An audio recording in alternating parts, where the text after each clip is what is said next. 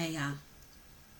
So somewhere on here on my videos, it's either here, TikTok, Instagram, somewhere I've given this story already before, but for the sake of it falls in line with this journey along with my narcissistic ex-husband, and now me speaking about the narcissistic ex-boyfriend in between it just falls in line, so I gotta give it again. But if you heard this story before, sorry, okay, ahead of time. Hi, my name is Tara Walker. Welcome to Receive and Relate. If this is your first time here, I'm so glad you clicked on this story for story time. Welcome back if you are a returning subscriber or returning visitor. Okay, you know what? I'm so sorry, but I can't wait to this law.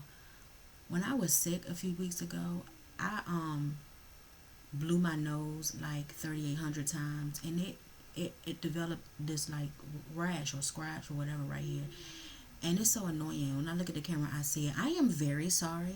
I know that was very TMI. My bad. Okay. So so this episode is, yeah. So the ex boyfriend put a gun in my head. So I'm not gonna make this a long and drawn out episode. So what happened was, we had a party. So we used to throw a party all the time. First of all, our birthdays were near each other, just different years, 3 days apart, just different years. And then, like I said, his friends met my friends and stuff like that. So my friends used to come over. We just had different. I mean, but we just had parties. It didn't matter if your child knew how to tie their shoe. We was having a party. You know what I'm saying? Because I like to entertain and stuff like that. So we had, and I can't even remember. Look, I can't even remember what this was. I don't even know if it was a party or just a get together. So before I met my ex boyfriend, I got to, when I was single for a few months that year, I got to know the people in my building a little bit. And then there was some young guys in the building used to help me with my groceries and stuff like that. And sometimes they would knock on the door, what I'm saying, if I needed anything. And they knocked on the door. I think really they wanted to join the party. But they asked me for something. And I don't know if it was something in my car that they needed or whatever. But anyway, I excused myself and I said, I told my boyfriend and everybody, I'll be right back. And so I went with, now mind you, okay, let me make sure I say this. I was high and drunk, okay? At the time, I was inebriated with both, okay, when I left. Um, so we when I say high, I mean off marijuana. Okay, let me be very clear about that. Um, yeah. So we left, and I can't remember what it was they needed. I can't remember. But we ended up in this abandoned apartment, and it was him. It was a few of them. It was like maybe four. I think if I remember, maybe like four. And I'm saying I'm out of it, y'all. I'm out of it now. But I'm not so far out of it that I don't remember doing anything to me or whatever. That did not happen. Okay, then that is the honest to God's truth. I just think that I couldn't. I laid there. I sat down on the floor, and I think I just sat down there for a while because I was dizzy, and I just couldn't. I really couldn't walk. I barely could walk when I walked with them out down the hallway or whatever. But we chill because I knew them. That's why I was chilling with them for a while, and I think my intentions was to just chill for like 5 minutes or something like that. But I think it must have been well, I don't know how long it was, but I know it was long because when I got back to the apartment, boy, my ex boyfriend cussed me out. He let me have it, but I'm telling y'all, as God is my witness, God knows I don't lie. Nothing happened between me and them. I just was gone too long. But it was part, cause I remember this when I walking back, I had to hold the wall. So see, I was never a real smoker and never a real drinker.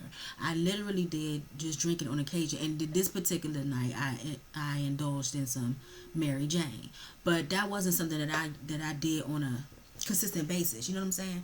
And then to do them together, it's just like my body is like, Lord was like, what are you doing? Like, this ain't even you. Promise you, it's a completely different person. Okay. So but he let me have it, which, rightfully so. I get it. You know what I'm saying? If he left out with some young females in the building or whatever and was gone for a long time, yeah. So I get it. But it's the extraness for me. So his best friend was still there. Most people, most no, everybody had left. Dang, I must have been gone for a long time. But anyway, everybody left, but the best friend. And the boyfriend, the ex boyfriend, took me in the bedroom. Now, and we in an apartment, so you know the walls is thin. So he's screaming at me at the top of his lungs, but I can even high and drunk, y'all, I can tell he was doing the most to make sure he heard him. His ego was bruised. You know what I'm saying? Because he know where I went. He couldn't find me. I guess he went to look for me, and he wouldn't have found me because I ain't even. And to this day, I don't remember what floor I was, what apartment we was in. I just know it was abandoned. I remember nothing was in there, and I think that must have been their hangout. You know what I'm saying? It must have been where they hang out or whatever like that. Uh, so he wanted him to hear. You know what I'm saying? He got the upper hand, him yelling at me and stuff like that, because he was embarrassed. You know what I'm saying? I get it. But then he did this. Now this was too much. Okay, so he used to have. I made him two drawers in my armoire, one for his underwear and one for his white beater and socks, and he kept a gun in one of them, right? I told him, I was like, all right, fine, whatever. When we first met, he kept this gun. This Bama took the gun out and pointed it to my head, still yelling and screaming at me. So now I'm like, even though I'm still high, still drunk, I know what's going on, right? I was like, I know you ain't lost your ever loving mind if you don't get that gun off my head. You know what I'm saying? And you're like, man, I should do this. But are you kidding me? Like, it wasn't that serious or whatever. He ended up not, he ended up putting the gun down and everything, putting it in the way, whatever. But the moral of the story is, don't do that. If you ain't a person that's used to smoking and drinking and stuff like that, don't just, what I'm saying, be yourself. Don't do that. But also the moral of the story is the narcissism. Okay, because remember that's what we talk about, narcissists. They don't like to be embarrassed. Don't embarrass them in front of anyone, and especially their friends. Oh my goodness, they will go to the extreme, you know. And so that's it for this episode. That was it. I just had to, throw that in there because that was something significant happened. But once again, I keep saying God gonna get the glory for your story. I thank God that, what I'm saying, no bullet, nothing went off. And my angels was with me, even in my sinful state. Okay. God like, oh no, my baby ain't going out like this. Okay. So yeah, that's it. I know, right? Oh, when it just hold on, it gets